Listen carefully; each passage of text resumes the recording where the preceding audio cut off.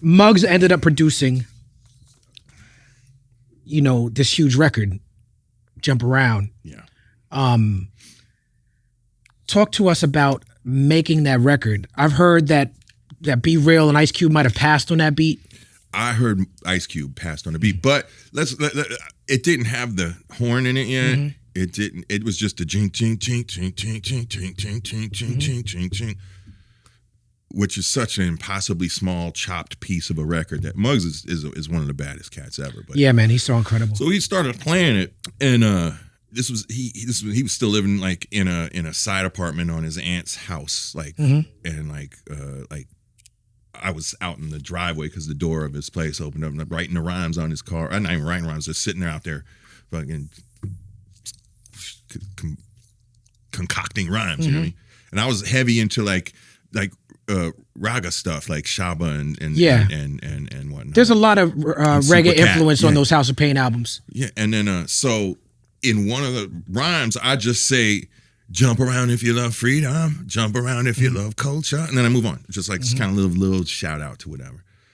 So as we're piecing it together, Muggs is the one who was like, "Hold up," he's like, "Just say jump around."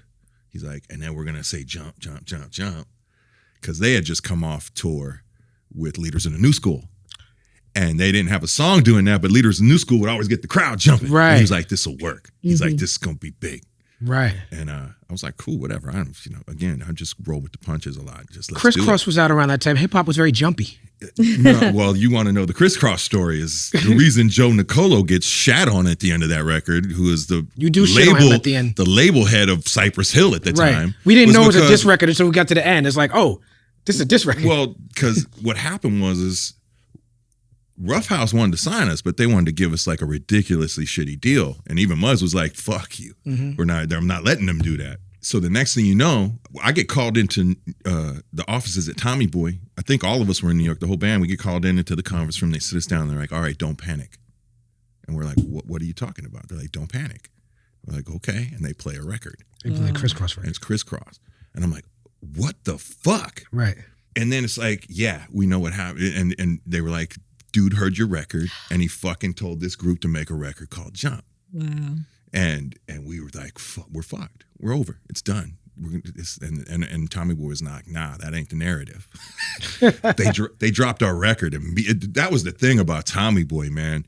Like, our record was already getting played, like in the little DJ circles of New York. You know, they had to. It was huge in New York, but they put that nationwide instantly. So what started happening was like, it was obvious these records were made at the same time. Nobody stole it. They stole it from us, but it was obvious we didn't rip off a bunch of little kids. Right. You know what I mean? And I don't blame the little kids. It was Joe Nicolo. Mm-hmm. Even Jermaine was a little kid at the time. Yeah, Jermaine you know what I mean? started when he was 15. Yeah. They were children. They were told, "Make this record," and I was there. I was 17 with a record. I never had any bad.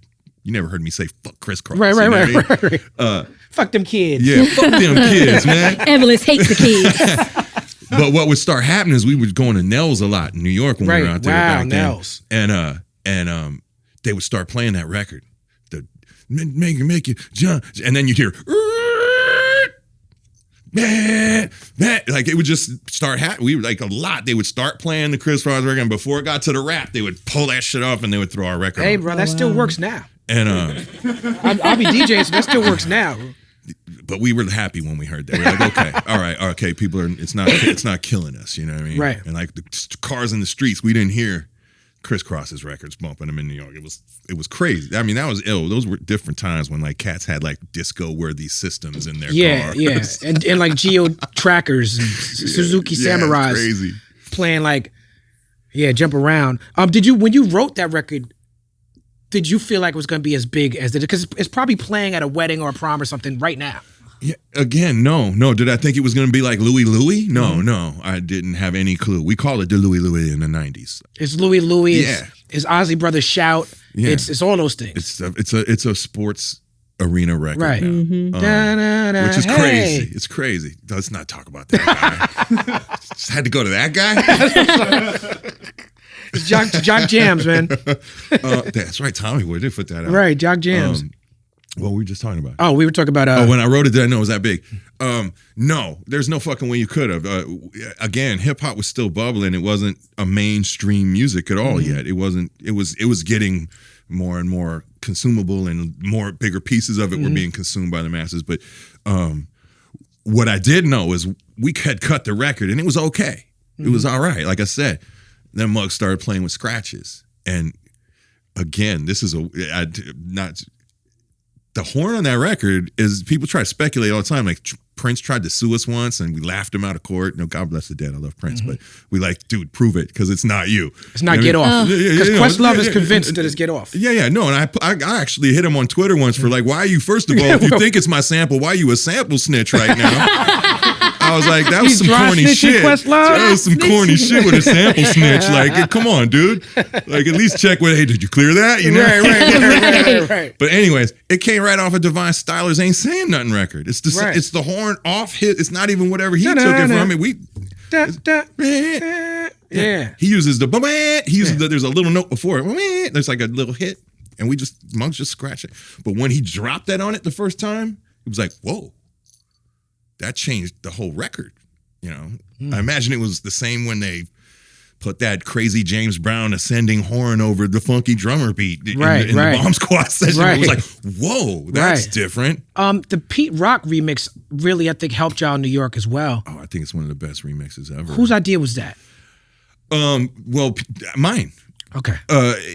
Tommy was like, we want to remix the record. You got any ideas? And Pete Rock was on fucking fire. He was on fire. Yeah. He did the Night Train remix, the Shut 'Em Down remix, a bunch of records. And I was like, Pete Rock.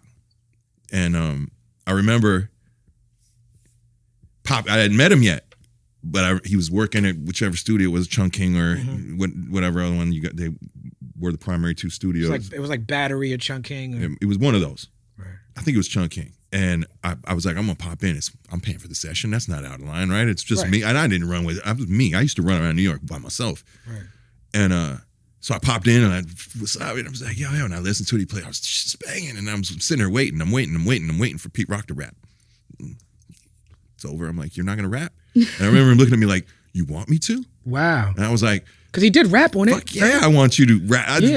I'm a guy about voices and shit, and he's one of them dudes that has like a swag voice. He does, like dip, diver. Yeah, it just sounds good. Yeah. So he was like, okay, I'm gonna. And I left, and the next day I got the mix and had him on it with the whole blood stains the ground. We jump around. Yeah, that's an ill Pete Rock verse. You want to hear a funny story real quick? Yes, please. There was a show at Brooklyn Nets arena, whatever. Barclays. Barclays, thank you. And it was like all the old, it was like the kind of a nostalgia hip hop thing, but all good ones. Rakim and Mobb Deep and Meth and Red and House of Pain. We did it. It was like on our 25th anniversary run. We kind of did it.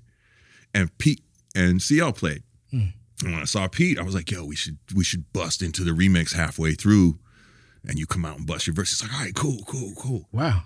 So we're doing, and this was like, the sets were only like 15 or 20 minutes each. It's one of those nights. So like we're doing Jump Around, and I'm like, ladies and gentlemen, it comes the third verse is about to start, and I'm like, ladies and gentlemen, blah, blah, blah. And P Rock's standing right there where them speakers are, right there. He's standing there. I'm looking at him.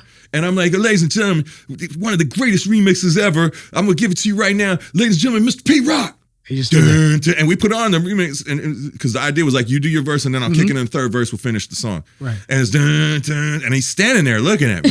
And he's just like, and I'm like, he's vibing out to his beat. I'm like, yo, I didn't say, I wasn't gonna, I'm not one for fuss, and I don't like the show to look like it was, I was, right.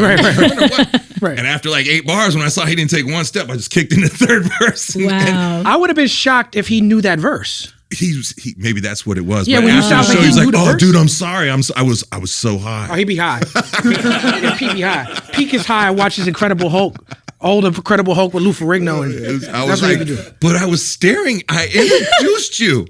Right. I said, "Ladies and gentlemen, Pete Rock." He thought he was like, "Yeah, Pete Rock is dope. That beat is dope. Who made that? Oh, I made it. I'm Pete Rock. Oh." What we done started. Look at what we done started. This the people party. an opportunity knocking, then young nigga move that door. Whoa, get your foot stuck in it, call me young, go get it. They can't fuck with it, might as well roll with it.